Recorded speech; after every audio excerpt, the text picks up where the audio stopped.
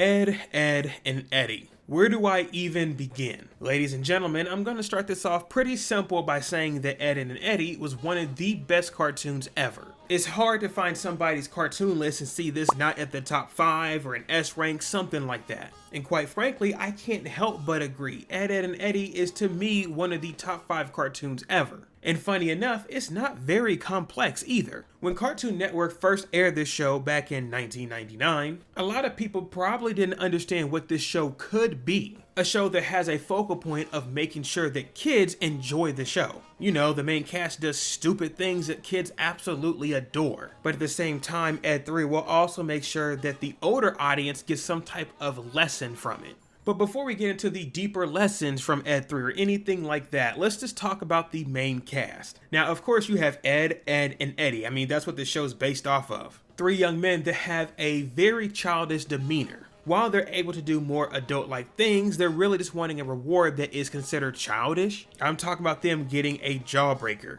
And this actually makes them stand out compared to other cartoon characters. First, we have Eddy, who would do any type of scandal possible so he can get some money. Double D, who is the neat freak as well as the smart person of the group.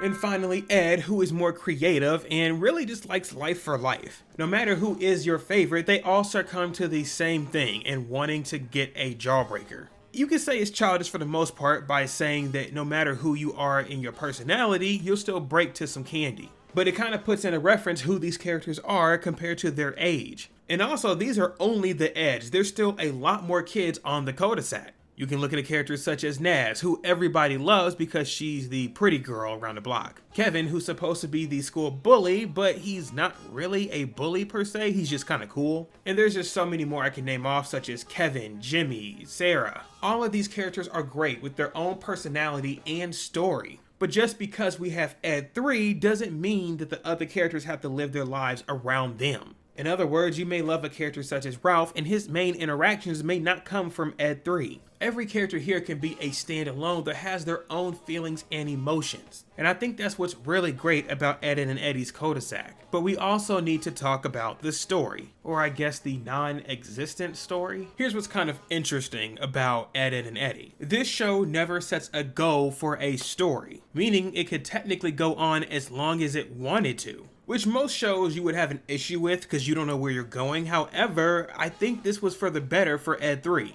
I mean, there was never a goal within the show that they wanted to graduate high school. Or I mean, technically middle school, whatever age they are. So because school was never a factor, you can have a constant loop of them going to school and failing and just doing it all over again. Plus, there were no outside forces technically pushing them to do something else. Most of them don't have parents, at least within the show. So instead, they're allowed to do whatever they want, whenever they want, to whomever they want. This is a show at which this formula actually works. But I do have to point out that there was one factor always brought up within Ed, Edd n Eddy. And well, that is Eddy's brother. A character that you do not see for, I mean, gosh, how many episodes? It only took 130 episodes, 4 specials, and a movie, Eddy.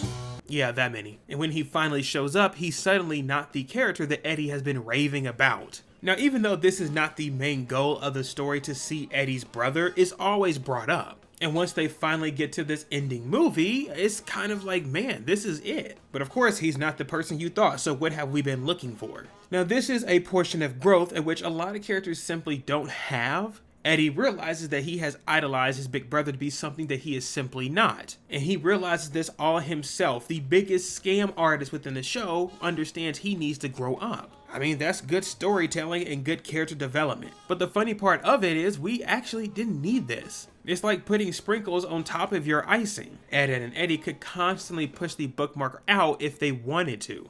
And that's what makes this show so special, is that there is no set goal that something needs to happen. Now, you could say it does kind of suck to not have a set story to Ed 3, and I can completely understand. But once again, I simply think this show doesn't need it. And not only this show doesn't need it because how it's structured, it's also just funny. They do this weird thing with the show to give you the sense that characters are growing up, but make it funny for kids. For example, this episode here, I'll put the title somewhere so you can find it if you want to. This episode is centered around Eddy being apologetic towards Ralph. It's pretty straightforward. He does something wrong and he needs to learn how to apologize for what he did. And sometimes this can't be resolved by just saying sorry to the other party. Even though Eddie replies that he can just say sorry and it's okay, that's not what Ralph wants. Here, just listen. I'm sorry, okay? There? If this is true, have you brought the cupcakes of sorriness? And of course, because he doesn't have those cupcakes, he can simply get that work. It's funny because you're seeing the silliness being over dramatic within the situation, but also it's a true life lesson. Ed, Edd N Eddy has a lot of episodes like this, trying to tell you a deeper meaning behind what is actually happening to the characters. And that's something you need to constantly think about and give credit to this show. Ed, Edd N Eddy might as well be more directed towards adults. And I get it, it's a cartoon, it's a crazy thing to say. But sometimes these stories they're telling in a funny manner, you won't understand until you grow up. And you know what? That is simply a good show to me. From my research, I have not seen any type of reboot or new season for Ed, Edd N Eddy. And honestly, that's kind of for the better. The animation for Ed, Edd N Eddy really fits, and we don't need a continuation from what we've had. And honestly, a reboot for a series can kind of just tear it up. So I'm honestly glad that Ed, Edd N Eddy is stapled to be one of the best cartoons ever. And I'm also saying this because if you have not watched Ed, Edd N Eddy, I would highly recommend that.